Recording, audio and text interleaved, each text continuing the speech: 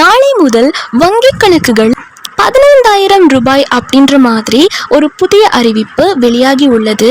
So இந்த வீடியோவை miss பண்ணாமல் கடைசி வரைக்கும் முழுமையாக பாருங்கள். அப்போ தான் என்ன சொல்கிறோம் அப்படிங்கிறது உங்களுக்கு தெளிவாக புரியும். RBI என்று சுருக்கமாக அழைக்கப்படும் ரிசர்வ் பேங்க் ஆஃப் இந்தியா பார்த்தீங்க அப்படின்னா வங்கி வாடிக்கையாளர்களுக்கு அப்பப்போ புது அப்டேட் கொடுத்துட்ருப்பாங்க. அந்த வகையில் இன்னைக்கு பார்த்தீங்க அப்படின்னா ரூபாய் 15,000 அப்படின்ற மாதிரி சொல்லியிருக்காங்க. சில புதிய ரூல்ஸுமே பார்த்தீங்க அப்படின்னா RBI கொண்டு வந்திருக்காங்க.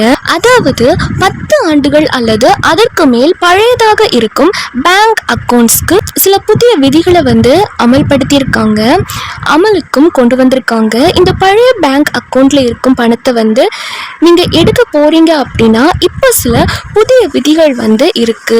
இந்த விதிகளை நீங்க புரிஞ்சுக்கிட்டா மட்டும்தான் பணத்தை நீங்க பேங்க் அக்கௌண்ட்ல இருந்து எடுக்க முடியும். என்ன மாதிரி புதிய விதிகள் கொண்டு வந்திருக்காங்க அப்படிங்கறதையும் இப்ப நம்ம பார்த்துடலாம். வங்கி வாடிக்கையாளர்களா இருக்கக்கூடிய நீங்க 10 ஆண்டுகளுக்கு முன்பு புதிய அக்கௌண்ட் பேங்க்ல ஸ்டார்ட் பண்றீங்க, இல்ல அதுக்கு முன்னாடியே புது அக்கௌண்ட் ஸ்டார்ட் பண்ணி வச்சிருக்கீங்க அண்ட் ஸ்டார்ட் பண்ணிட்டு அந்த அக்கௌண்ட்டை பயன்படுத்தாம கண்டுக்காம அப்படியே விட்டுட்டீங்க அப்படின்னா அது செயலற்ற அக்கௌண்டாக மாறிவிடும். அதாவது இன்ஆக்டிவ் அக்கௌண்ட் அப்படின்னு சொல்வாங்க. ஸோ உங்களோட பேங்க் அக்கௌண்ட்டை இன்ஆக்டிவ் அக்கௌண்டா எடுத்துப்பாங்க. இந்த செயலற்ற அக்கௌண்டில் இருக்கும் தொகையானது உரிமை கோரப்படாத டெபாசிட்களாக அன்கிளைம்டு டெபாசிட்டாக கருதப்படும். ஸோ உங்கள் பேங்க் அக்கௌண்ட்டில் கொஞ்சம் பணம் நீங்கள் போட்டு வச்சுருக்கீங்க அப்படின்னா அந்த பணத்தை நீங்கள் அடுத்தது எடுக்க முடியாத ஒரு சூழ்நிலை ஏற்படும். இந்த தொகைகள் DEA என்று சுருக்கமாக அழைக்கப்படும் வைப்புதாரர் கல்வி மற்றும் விழிப்புணர்வு நிதியில், அதாவது depositor education and awareness funds வரவு வைக்கப்பட்டுவிடும். ஆனால் இந்த தொகைகளை சம்பந்தப்பட்ட பேங்க் கஸ்டமர்கள் எப்போது வேண்டுமானாலும் எடுத்துக்கொள்ளலாம். இதற்காகவே புதிய விதிகளை RBI இப்போது அமல் செய்துள்ளது. UDGAM போர்ட்டல் அப்படின்னு சொல்லக்கூடிய ஒரு போர்ட்டல் இருக்கு. இந்த செயலற்ற அக்கௌண்டில் இருக்கும் உரிமை கோரப்படாத பணத்தை எடுக்க வங்கி வாடிக்கையாளர்கள் UDGAM அப்படின்ற போர்ட்டலை பயன்படுத்த சொல்லியிருக்காங்க.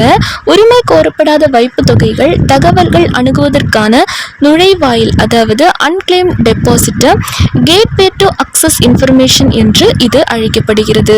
இதற்கு உங்களுடைய பெயர், பேன் கார்டு எண், மொபைல் நம்பர் போன்ற விவரங்கள் அதில் கேட்கப்படும். இதை நீங்க கொடுத்துட்டீங்க அப்படின்னாலே போதும் அப்படின்னு சொல்லியிருக்காங்க. உங்களுடைய பெயர் மற்றும் விவரங்களின் அடிப்படையில் பழைய பேங்க் அக்கௌண்ட் விவரங்கள் காண்பிக்கப்படும் அப்படின்னு சொல்லியிருக்காங்க. இதுல இருக்க தொகையை நீங்க தெரிஞ்சுக்கலாம். அதை தெரிஞ்சுக்கிட்டதுக்கு அப்புறம் உங்களுடைய விவரங்களை வச்சு நேரடியா பேங்குக்கு நீங்க போயிட்டு நேரடியா பேங்க் பிரான்ச்சுக்கு போயிட்டு பணத்தை எடுத்துக்க முடியும். பேங்க்ல KYC விவரங்கள் கேட்கப்படும். ஸோ நீங்க KYC அப்டேட் பண்ற மாதிரியும் இருக்கும். நீங்க நேரடியா பேங்குக்கு போயிட்டு உங்களுடைய ஆதார் கார்டு, வாக்காளர் அடையாள அட்டை, பாஸ்போர்ட் அல்லது ஓட்டுநர் உரிமம், ஸோ இது போன்ற ஆவணங்கள் நீங்கள் எடுத்துகிட்டு போகிற மாதிரி இருக்கும். அது மட்டும் இல்லாமல் ஃபோட்டோவும் கேட்பாங்க. ஸோ ஃபோட்டோவும் கேட்கப்படக்கூடிய ஆவணங்களும் நீங்கள் சப்மிட் பண்ணுற மாதிரி இருக்கும். ஸோ இதெல்லாம் KYC வெரிஃபிகேஷனுக்கு தேவைப்படும். KYC வெரிஃபிகேஷன் கம்ப்ளீட் பண்ணதுக்கு அப்புறம் உங்கள் பேங்க் அக்கௌண்ட்டில் இருக்கக்கூடிய பணத்தை நீங்கள் தாராளமாக எடுத்துக்கலாம். வட்டி கொடுக்கப்பட வேண்டி இருந்தால் அதையும் கிளைம் செய்து வாங்கிக் கொள்ளலாம். மேலும் 2026ஆம் ஆண்டு ஜனவரி 1ஆம் தேதி முதல் பல்வேறு புதிய விதிகள் அமலுக்கு வந்துள்ளது.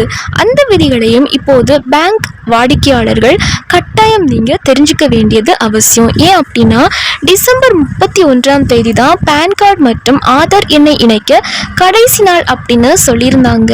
நிறைய பேருக்கு இந்த விஷயம் தெரிஞ்சிருக்கும். இதை நீங்க பண்ணிட்டீங்க அப்படின்னா பிரச்சனை கிடையாது. சப்போஸ் நீங்க இதை செய்ய தவறிட்டீங்க அப்படின்னா ஜனவரி 1ஆம் தேதி பேன் கார்டு செயலிழந்து விடும் அப்படின்னு சொல்லியிருந்தாங்க.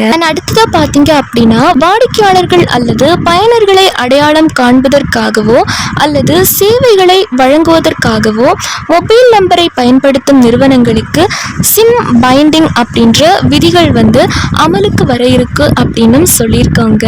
இந்த விதிகளால் KYC வெரிஃபிகேஷன் செய்யப்பட்ட சிம் கார்டுகள் ஆப்களுடன் இணைக்கப்பட இருக்கின்றன. ஸோ ஃபைனலாக பார்த்தீங்க அப்படின்னா, நீங்கள் ஒரு பழைய பேங்க் அக்கௌண்ட் வந்து ஓப்பன் பண்ணி வச்சுருக்கீங்க. அதை வந்து ஒரு 10 வருஷம் அல்லது அதுக்கு முன்னாடியே 20 வருஷத்துக்கு முன்னையோ 10 வருஷம் அல்லது அதுக்கு முன்னாடியே ஓப்பன் பண்ணிவிட்டு எந்த ஒரு பண பரிவர்த்தனையும் இல்லாமல் பயன்படுத்தாமல் இருக்கீங்க அப்படின்னா, ஆல்ரெடி அந்த பேங்க் அக்கௌண்ட்டில் நீங்கள் ஒரு 15,000 ரூபாய் வந்து போட்டு வச்சுருக்கலாம், இல்லை 25,000 ரூபாய் வந்து போட்டு வச்சுருக்கலாம். அந்த பணத்தை எடுக்கிறதுக்கான புதிய வழிகள் வந்து இப்போது ஆர்பிஐ வந்து அமல்படுத்தியிருக்காங்க. அதற்கான புதிய ரூல்ஸ் வந்து போட்டிருக்காங்க. ஸோ இதை நீங்கள் தெரிஞ்சுக்கிட்டா உங்களுடைய பணத்தை வந்து பேங்க்ல இருந்து ஈஸியாக வந்து எடுத்துக்க முடியும்.